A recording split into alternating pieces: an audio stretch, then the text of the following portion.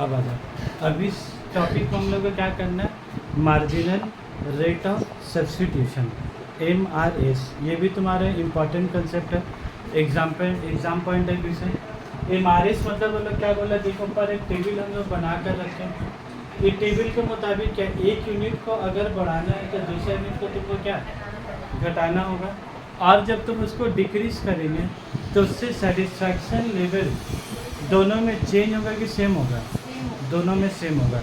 देखो यही बात देखो यहाँ पर लिखा हुआ तुम्हारा, MRS is the rate at which the consumer is willing to substitute goods, जहाँ पर कंज्यूमर अपने से उसका डील होगा, क्या जो ज़बरदस्ती होगा, 12 के बाद 6 घटाना, 6 के बाद 4, 4 के बाद 3, तो ये कंज्यूमर का क्या है, अपना उसका चाहत होगा कि कितना से उसका सब्स्टिट्यूट करना है, जिससे बोले क्या होगा, without changing the level of satisfaction, जिससे उसका सेटिस्फैक्शन लेवल दोनों कॉम्बिनेशन से कुछ फ़र्क नहीं आए।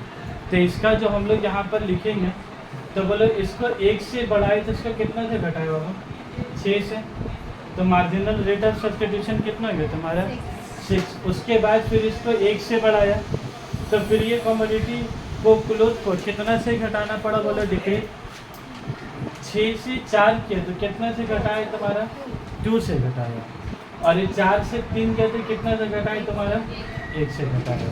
तो यही कॉलम तुम्हारा क्या बनता बोला, मार्जिनल रेट ऑफ सब्स्टिट्यूशन। तो ये बना कैसे करके बोलो, ये 1 बढ़ाने से उसको कितने हो गया, 12 से 6 मतलब कितना से घटा 6, उसके बाद ये 6 से 4 मतलब ये कितना से घटा तुम्हारा 2 से, और 4 से 3 मतलब ये कितना से घटा तुम्हारा 1 से।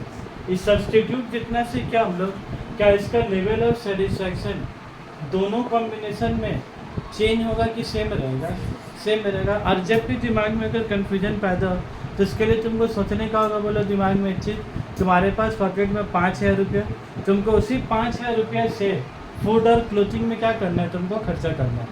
वही 5,000 रुपये से फूड और क्लोथिंग में क्या करना है, तो अगर एक में ज़्यादा खर्चा करोगे तो जाहिर सी बात है दूसरा चीज़ में खर्चा तुमको क्या कम करने होगा, तभी तो तुम्हारे पास 5,000 में दोनों सामान तुम क्या खरीद पाओगे। क्या ऐसा खरीद सकेंगे 5,000 में 2 शर्ट भी ले लें, 3 पैंट भी ले लें, अगर एक खरीदोगे तो दूसरा तुमको क्या घटाने होगा।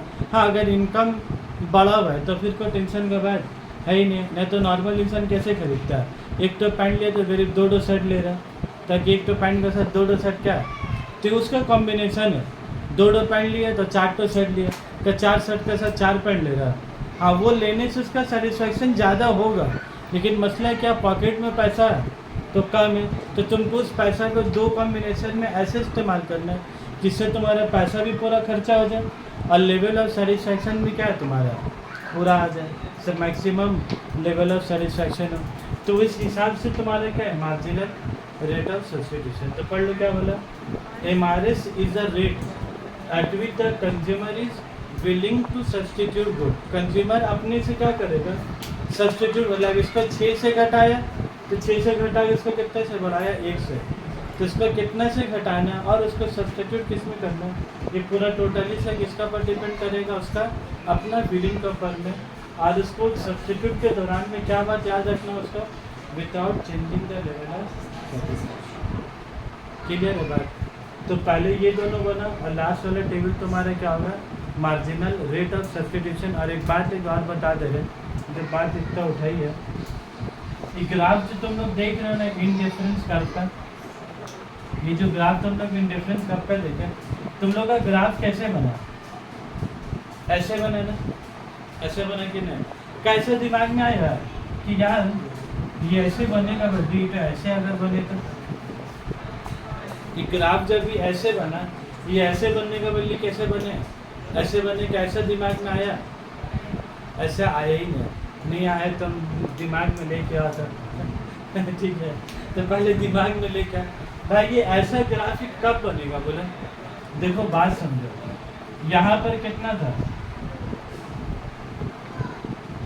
ये 12 और ये कितना हुआ तुम्हारा 1। ये जो ग्राफ ऐसे बढ़ा ना तुम्हारा इस तरफ जाने का मतलब तुम्हारा क्या होता है, इसका मतलब तुम्हारा ऐसे होता है 12 और 1 का मतलब तुम्हारा यहाँ पर ही ग्राफ ना उल्टा बन रहा, मतलब ऐसे बनने के लिए कैसे बन रहा तुम्हारा ऐसे, और वो वैसा तभी पॉसिबल है।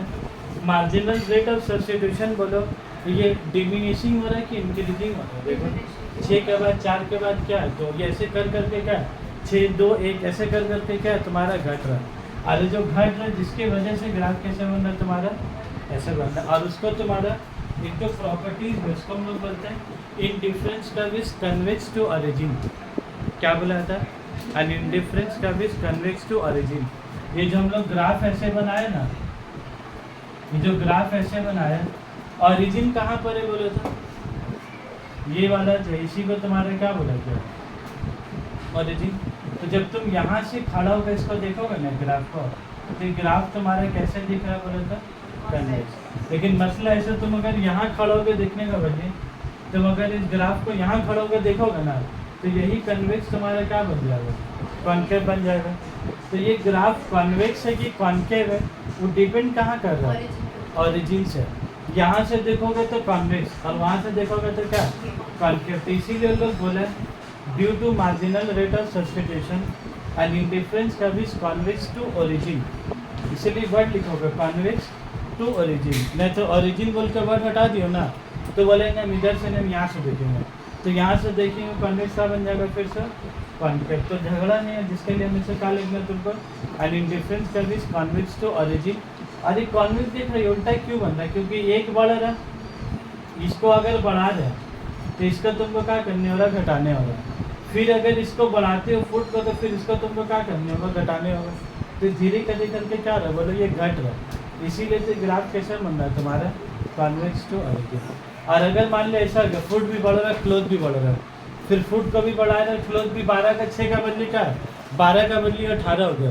तो ये बढ़ेगा तो ये क्या, 6 का बदली कितना रह गया, ये बड़ा 6 का 2 होने का बदली क्या है, 6 का 8, 8 का 12 है। तो एक मार्जिनल रेट ऑफ सब्स्टिट्यूशन घटने का बदली क्या होगा, बढ़ जाएगा। तो जब बढ़ जाएगा तो काम करेगा, ये काम ही करना बंद कर देगा। तो कॉन्वेक्स टू ओरिजिन का वजह ही तुम्हारा क्या, diminishing marginal rate of substitution. कौन से सबसे बोलो, डिमिनिशिंग। ठीक है, अल्लाह हाफिज़, खुदा हाफिज़, बाय। हाँ कल वेडनेसडे का